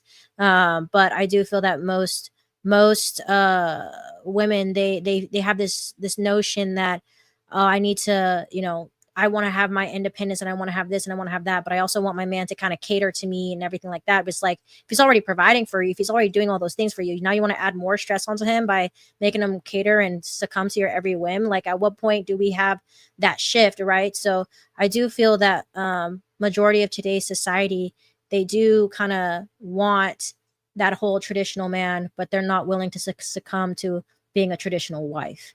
Hey, And mhm. you mentioned something about a man should make you feel free. What do you mean by that? What I mean by that is when you're in love or when you're in a relationship, that relationship and just being around, I don't know if you guys have ever been there, but when you're around that person that just makes you feel good, that makes you feel free just by looking at them and seeing them smile, makes your shitty day better. That's what I mean by free. It's a different type of feeling when you've had a stressful day and your man looks at you and smiles. And you're just like, that in itself makes you happy. That in itself, you're just like, man, at least I got something right today. At least I did something good today out of everything else that I did, And I feel like for me, it's, I don't know, maybe it's because I'm more of an empath, but like when it comes to like my man, the someone that I call my man, his happiness means a lot more to me than all this other bullshit that most women would value because If I love him and all of him, and I love to see him happy and at peace. Hold on, let me take a interruption record to get these super chats in, and I'll get you guys' thoughts about it. Harrison Davis, $5 says salute. The Will, what's going on, brother? Also, number 499, 9V battery donation. That beep is hurting my eardrums. That's Simone, what's going on, Miss Dath, with the 1999 exactly? Why does downgrading my lifestyle make you feel better as a man? Does that make you man comfortable coming into a woman's life and tell her to accept less to make you happy? That's Simone again with the 1999 says, why do I have to lower my lifestyle for you to love me? Big Ant 11, $10 says, I wonder why some females who call themselves grown women, when they start talking about relationships, they start talking like someone mentally on a junior high level. That's Simone with the 999 says, y'all the one asking us to lower myself. I'm not going to lower myself. I want to uplift you. Mr. Travoda with the 125 foreign currency. Most women won't lower their lifestyles as cap. Women don't love men. Women love how men make them feel and what men provide for them. You aren't enough. Mr. Travoda again with the $50 foreign currency. Ash, fix the alarm. It's embarrassing. It's been months. And lastly, that's Simone says, I want a choice and I will still cook, clean, and take care of the kids. I want a choice. Don't tell me what to do. I want a choice. Let me decide if I'm going to listen or not. She didn't say all that, did she? Did you add on all that? It was, you couldn't see it. It was cryptic, but I saw it on my end. So how did you guys feel about what Ms. Callie said? I've seen some facial expressions. I don't know what that means. So if you guys can express yourself verbally. Sounds like a good deal, right? Fairy tale. I just think that I feel like I'm out of the loop in the conversation because I don't view relationships based on who's ambitious. So when Brittany was out here and she's like, oh, you know, I need a man that he's gonna be ambitious and because the truth of the matter is men aren't always ambitious. Everybody goes through phases. So like it's gonna be a phase where he's just chilling. You know what I'm saying? Like it's not always this, you know, black and white picture that we like to portray and create these lists of unrealistic expectations that we have on people. The truth is, Callie, when you find somebody that you really love and you fall in love with that person, you're going to make different sacrifices. And this conversation that we have ain't going to matter when it comes to matters of the heart, right? Because our brain tells us to do a lot of things and our heart tells us something different. And I think that sometimes, yes, it's important, right? It's important to stand on principle because I've been hurt before and I went through this and I got to make sure this happens. But in reality, nothing ever works out that way. And if you've been in a marriage and if you've been in a long-term relationship, you know that it takes commitment and it takes sacrifices on both ends. Yeah. So if you're sitting here having a conversation and you're saying, oh, no, I can't be with a man based on how much he makes or what he brings to the table, that's unrealistic. I never said that.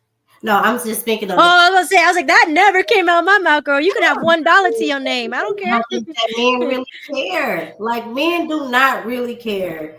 Like if you got 3 PhDs on the way, I literally don't like to talk about myself. I'm being honest. Like most of the things you find out about me, I'm just really like they be like, oh, you was this, oh yeah. But I'm not gonna make a big deal out of it because to me, I want them to see more than that. Because my mama always tell me, you're not going to die with any of these things. We got about 40 more years to live our life.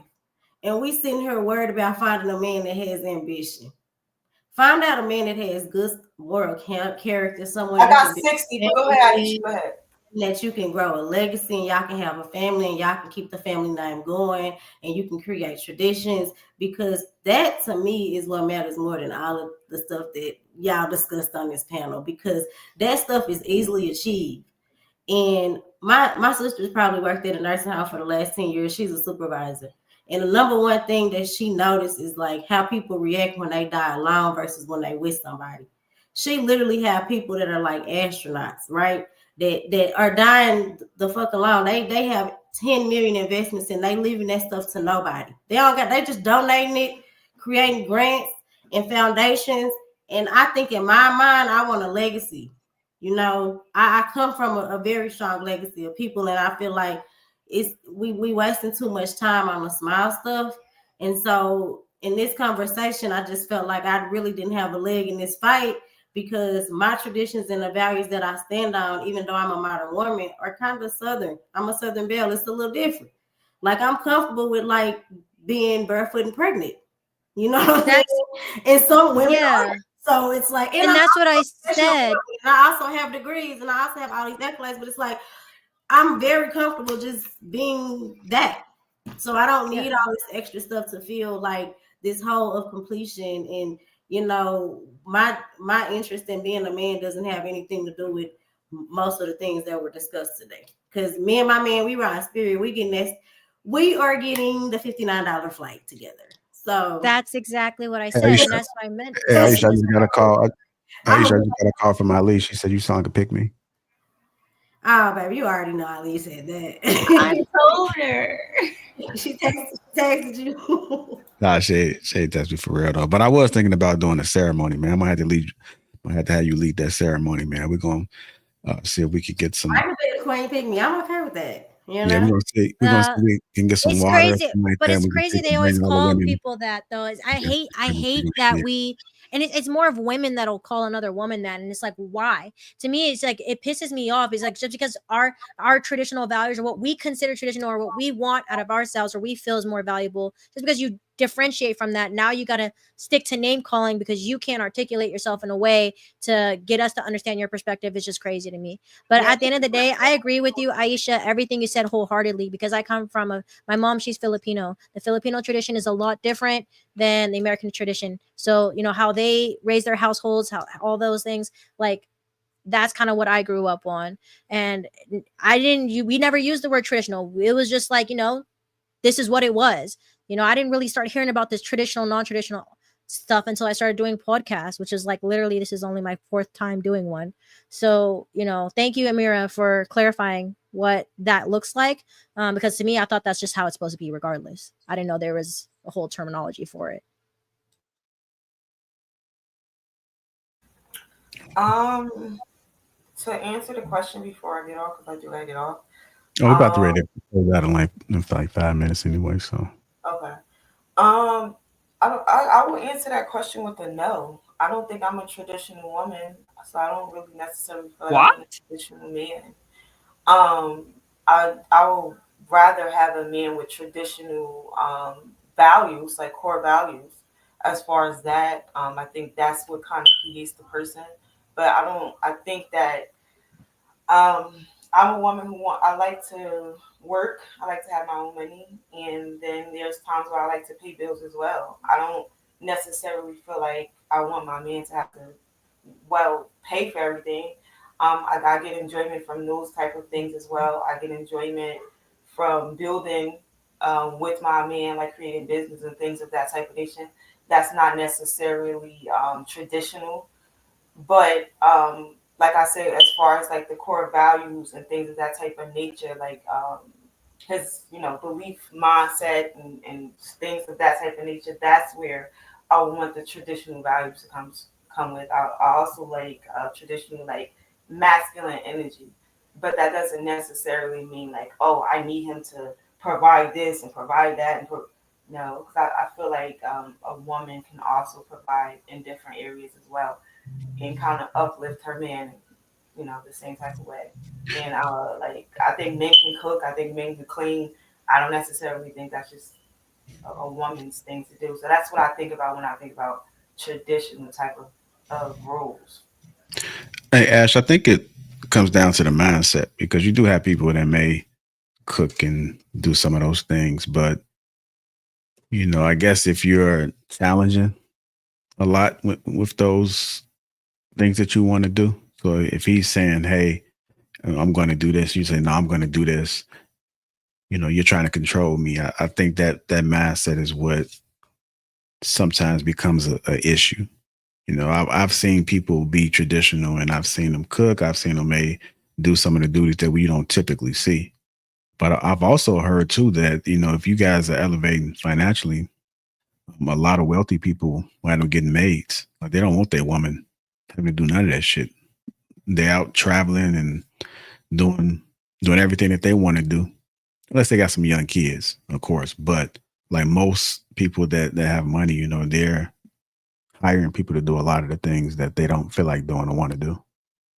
Yeah, I agree, but my kids is older, so you know, my oldest is literally about to be 18, so I don't like there's certain stuff that I don't have to do. You get what I'm saying? So it's just like make like cleaning up and stuff. I have my kids clean up, you know, but I do cook, I do, you know, other things or whatever the case may be. But like I said, when I just think of traditional, I just think of like just me being in the house, just tending to the children and things of that type of thing. I just kind of have my own kind of view on it, on the type of marriage and relationship that I want with a partner that fits me, that I could see myself being genuinely happy with.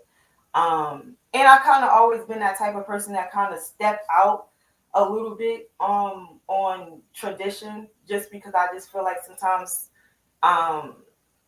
even with my beliefs or whatever, I'm just kind of a person that kind of takes and fits things that matches me and works for me. So it's just kind of like I've always been that type of person that kind of Wait, Ash, mold and fit. Wait, hold on. Ash, Let me finish, Mary, fast. Let me finish. Hold on. I got you. You know, so I kind of like am that type of person that will take bits and pieces of things and then kind of make it fit and mold my life. I'm the only person that can walk in my own shoes. So I want to create my relationship, my marriage, my family structure the way that I see fit. I don't necessarily like to kind of feel like I have to conform to the society's normal, you know. So you want to lead your household? Where did I say that? I just wait. said, see, you are I not, have questions. Lewis, you literally was not listening. I said, I would prefer, right, a man that still has the core values, right, of a, what was the question? Damn, what did you call him? A You traditional said you man. want a traditional That's, man, but you want to be non-traditional. yes, that's his. I said, because I'm not a traditional person, but I said I would like and prefer a man that had the core values, right, of a traditional man. A traditional man believes in God. He believes he's the head of the household. That's what I mean. I didn't know I was going to have to go into details like that. But yes, so Would a that's traditional how I man be believe happy? Would a traditional man be happy with a woman who's not traditional like yourself? that. Yeah, because I tend to date men that are not traditional as far as being traditional down to the T. They have like their own kind of like mindset, or maybe a little bit quirky like myself. So I tend to kind of gravitate towards people who are like that versus just somebody who has to stick to the book. Like, you gotta do it like this, do it. No, I want to be with people and somebody who kind of okay with kind of like creating our own traditions. Well, they do And have those programs like, where you can build a man, Amir. They do have those programs out there. Oh my gosh, really? they Yeah, do. Like Build-A-Bear? yeah. You know, you could find them at their lowest point in life, and you can actually instill your own values in them. So that's how she's able to get, you know, traditional values, but they're non-traditional. She still maintains the control. So this is, yeah. Okay, I'm so not. I'm not. I'm I not get it. maintaining any type of control. I'm just being more myself. That's what I mean, right? No, Being. I wasn't necessarily talking about, you know, you ass. I'm just talking about Okay. this, like Yeah. this So program. I'm I think not. it's a I'm brilliant not. idea. Yeah. It's a new I'm app, not isn't a it? masculine woman. I love masculine men. I'm very, Yeah. I love masculine men. I allow men to lead. Yeah. Someone who can put you in your place, but you still have that control. I got you. Yeah. No, JR, put me in my place. I don't want There you control. go, Lefty. I'm not gonna J- lie. Maybe I'm different. Maybe I'm different, but like I don't want to think. I think all damn day. You know what I mean? Like I gotta think when I go to work. I gotta think when I'm doing my streams and sit there and entertain people all day. I gotta think when I'm writing these songs, when I'm making these beats, when I'm writing songs for artists. When I'm with you, I don't want to fucking think, bro. I just want to chill and just enjoy my time. With that soft life. I do. I know it sounds stupid. I know it's like maybe even delusional. I just don't want to think anymore. I'm tired. I'm I'm fucking exhausted. Dating is exhausting. All this shit is exhausting. Whatever I gotta fucking do at this point, let it be, because I'm tired. I'm fucking tired. Yeah, Ash, how does that sound to you, Ash? Like what Callie just said, how does that sound?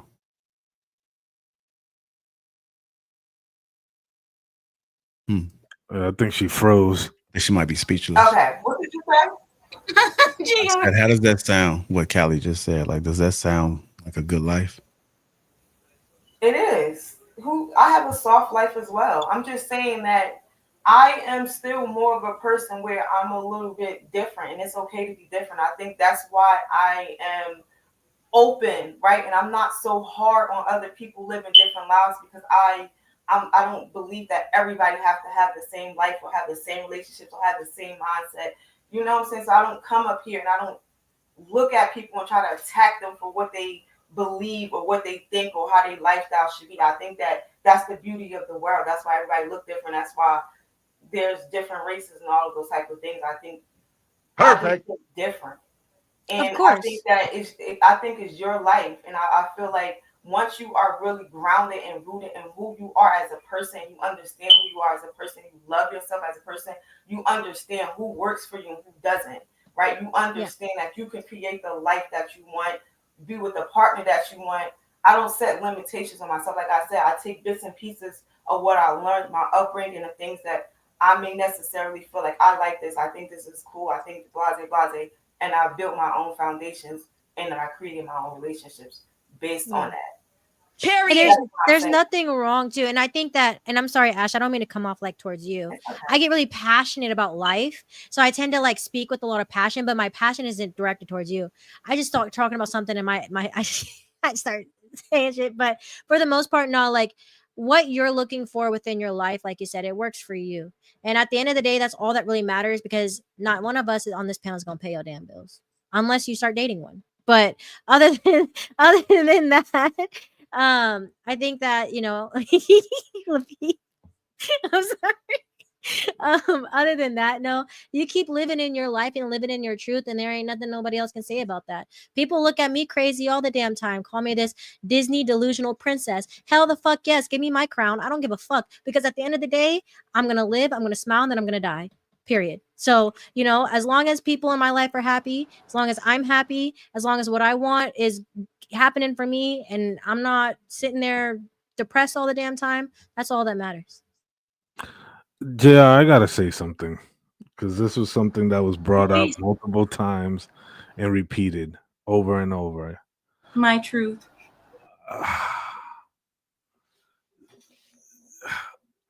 I don't understand when a lot of you women say, I want a man who is traditional. I don't understand what makes you think that men can be anything else other than a traditional man. They still got to work. They still got to provide. They still have to be leaders, still have to lay out structure. They still have to perform in a certain type of manner in society. They can't be laid up on the couch or whatever. So I don't understand. Like, dudes have to perform. You're not dating or marrying somebody who's not going to perform. No, Luis. No, Luis. There is an untraditional man today, and you've seen him. The men who are out there. Homosexual. What?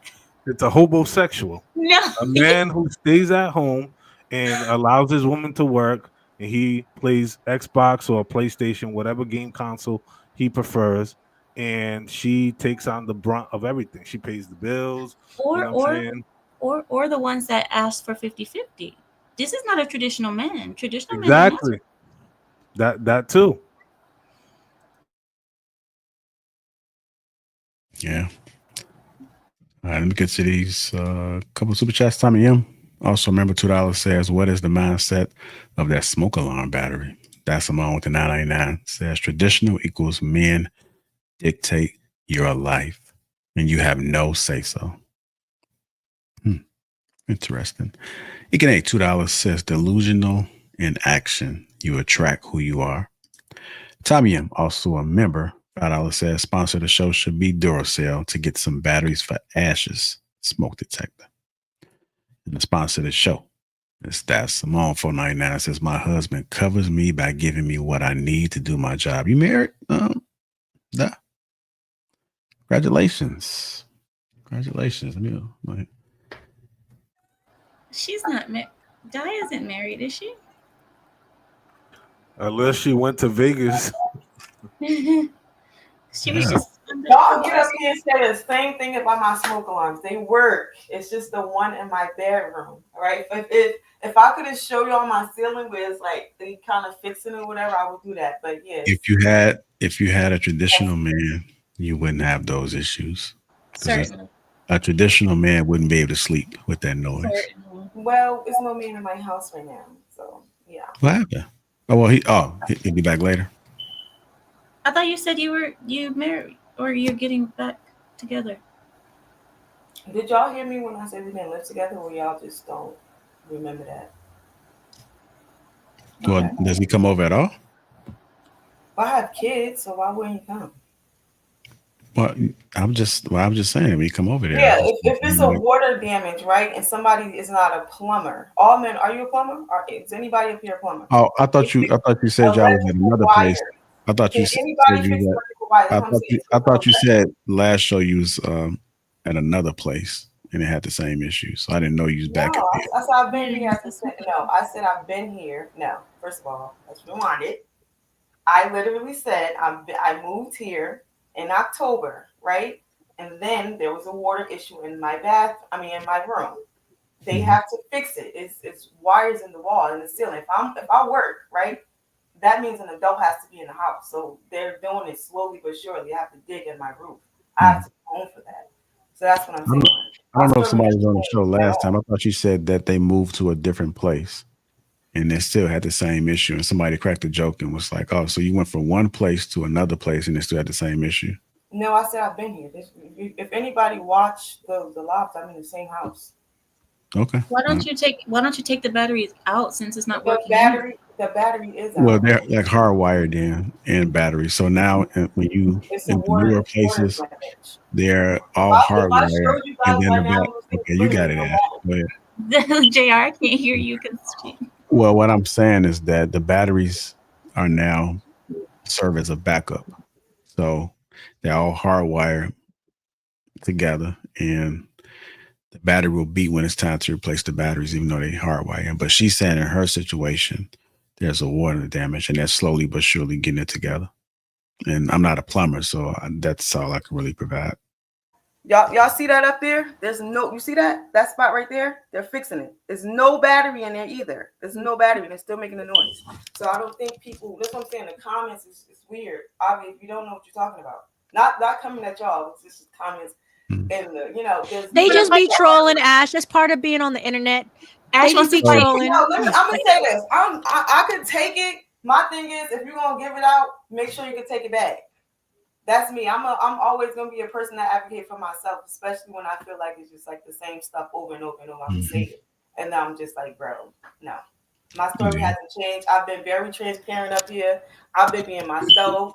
I ain't being nobody else. I ain't trying to fake the funk like this and that. This is Period. There you go, Ash. Talk to him. Talk your shit. Get it off your chest. That goddamn smoke detector, man. You need to kill that son of a bitch. This ass came with the I don't want to hear you. You was just on I don't know what you was on. Don't worry about it now. Some type of Big dog back now. Big dog is back now. You was so pixelated, like you, bro. It looked like you was in a game of Minecraft just now. It doesn't matter where I was. See, that's what you see. That's your problem. You don't have a man like me. You ain't got a man who out there putting that work in, sacrificing. Make sure his wife's at home up in the bedroom waiting on me, and now I'm gonna go make love to her after I take a shower. See, that's what she got. You ain't got them blessings. You got that goddamn smoke to keep beeping every 5 to 10 seconds. Come on now. Ain't nobody got time for that. All right, y'all. I'm gonna leave y'all with this. How long? Do we have another super chat came in? No, that's it. I'm gonna leave y'all with this clip on the way out. Thank you guys. Make sure y'all support everybody on the panel. And we out. Tricky if you're dating a girl and she makes more than you, right? I don't think that that's a bad thing. I don't think that you shouldn't date a chick just because she makes more than you, because if you're still self-sufficient and can afford where y'all live at. I don't give a fuck how much money you make. I'm still paying the bills. Like, it don't matter. It come down to the, like, what does she want? What does she like? It could get weird if she wants to do things that she can do and will do on her own that you can't afford to do with her. For instance, let's say if she makes a lot of bread and every time she go to the Bulls game, she like on the floor, or every time she goes to a concert, she front row at the concert, whatever the case may be. You want to take her to an event, but you might not be there to where like you could get a floor seat or whatever the case may be. So now you might want to be in the 200 section. She like, I don't really do the 200 section. Yeah. So I don't even want to inconvenience my experience at this event to be with you because you can't afford to do it. Yeah. That's when shit can get tricky. I'd say from 2020 to about early 2023, every girl I dated made more money.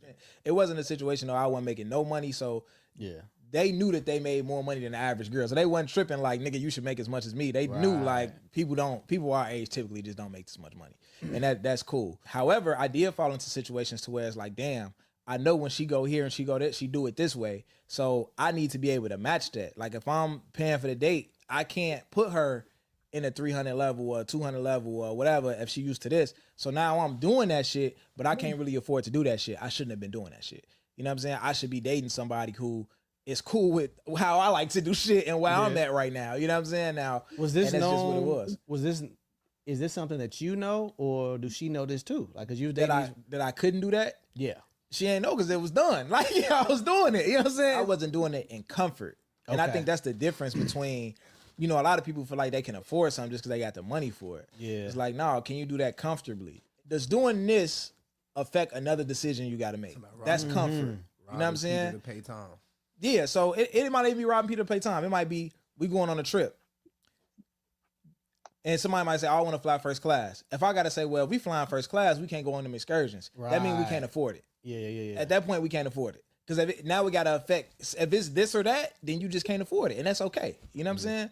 Like, we finna be the last niggas off the plane. That's cool. Like, let's be patient. I got a good playlist. A lot of times, the woman, it's not even pressure from her to on you to do it.